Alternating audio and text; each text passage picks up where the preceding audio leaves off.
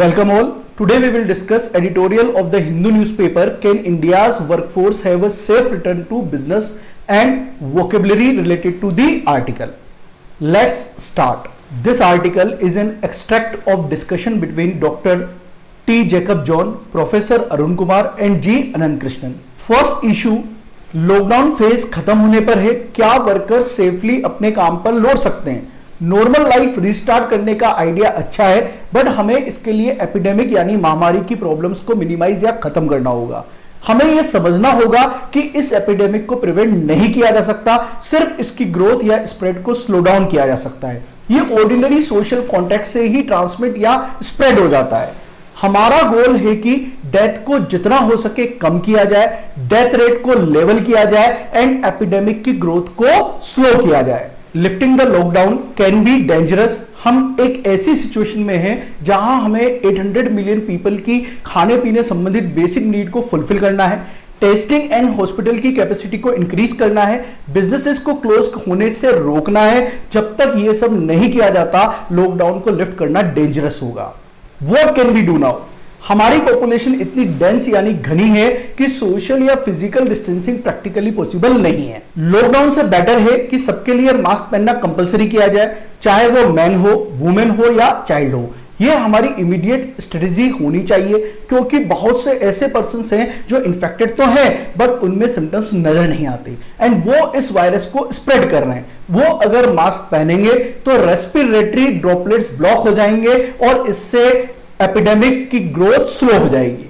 सबसे ज्यादा खतरा उन्हें है जिनकी एज अबव 60 टू 65 ईयर्स है, या फिर उन्हें जिन्हें की lung, heart, hypertension, diabetes etcetera से रिलेटेड कोई डिजीज हो।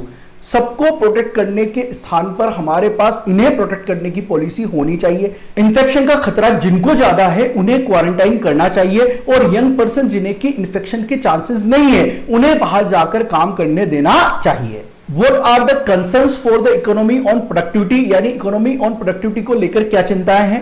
इकोनॉमी मंदी है क्योंकि सप्लाई बाधित है और डिमांड नहीं है। अनऑर्गेनाइज सेक्टर मंदा है एंड ऑर्गेनाइज सेक्टर क्लोज्ड है। आरबीआई डेटा के अनुसार अक्टूबर में इंडस्ट्रीज का कैपेसिटी यूटिलाइजेशन 70% था, जो कि अभी 25% है। Airline industry, hotel industry, restaurant, malls बहुत ज्यादा प्रॉब्लम्स फेस कर रहे हैं एंड इससे प्रॉपर्टी की प्राइसेस कम होंगी। 30% बिजनेसेस फेल होंगे एंड इनकी प्रॉपर्टी मार्केट में सेल होंगी। लॉकडाउन लिफ्ट कर भी दिया जाए तो भी इकोनॉमिक एक्टिविटी रिवाइव नहीं होगी, क्योंकि कंजम्पशन इंक्रीज नहीं होगा और इसलिए डिमांड भी नहीं बढ़ेगी। सिर्फ गवर्नमेंट के द्वारा पैसा खर्च किया जा रहा है एंड इससे टैक्स रेवेन्यू का बड़ा नुकसान होगा। अनुमान यह है कि इकोनॉमी को जनवरी 2020 के लेवल तक आने में कुछ वर्ष लगेंगे और यह एक वी शेप रिकवरी ना होकर यू शेप रिकवरी होगी, यानी सडन राइज नहीं होगा। कुछ समय के लिए इकोनॉमी बॉटम पे रहेगी। Growth, employment and social development के लिए अब हमें क्या करना चाहिए?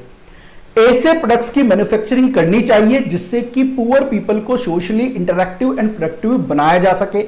सभी कॉटेज इंडस्ट्रीज को मिलियंस ऑफ मास्क बनाने के काम पर लगाना चाहिए जिससे कि सभी को मास्क अवेलेबल हो सके।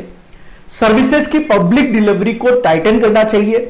टूर एंड टूरिज्म 2 इयर्स तक रिवाइव नहीं हो सकेगा क्योंकि इनकम कम होगी और इस वजह से पीपल सिर्फ एसेंशियल्स पर ही खर्चा करेंगे।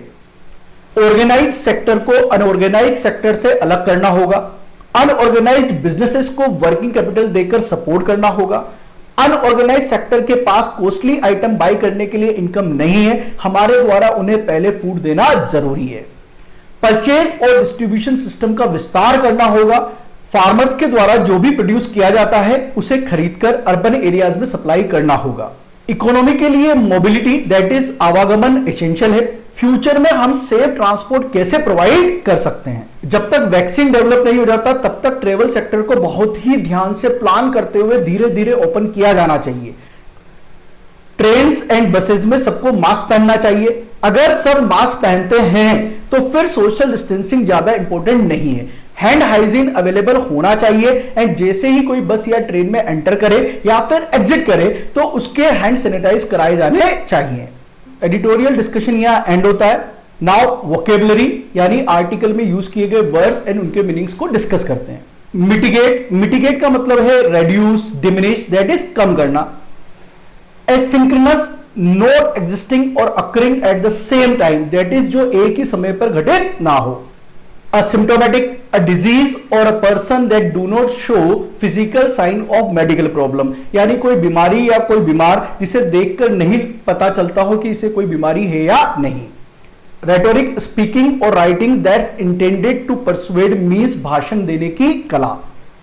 Hegemon means leading or major power. For example, the United States has long been a hegemon in world politics. यानी कि यूनाइटेड स्टेट जो है वर्ल्ड पॉलिटिक्स में एक लीडिंग रोल प्ले करता हुआ आ रहा है या एक मेजर पावर है। Inept यानी इनकॉम्पिटेंट और unskilled. Disenchantment, no longer believing in the value of something that is, जिसमें पहले विश्वास या रेस्पेक्ट था बट अब नहीं रहा है। Brinkmanship, the activity especially in politics of trying to get what you want by saying that if you do not get it you will do something dangerous, यानी पॉलिटिक्स में यूज की जाने वाली एक ऐसी एक्टिविटी जिसमें किसी व्यक्ति से ये शब्द कहे जाते हैं कि जो वो चाहता है अगर ऐसा नहीं किया गया तो उसके जो रिजल्ट या कॉन्सिक्वेंसेस होंगे वो डेंजरस होंगे। Thank you.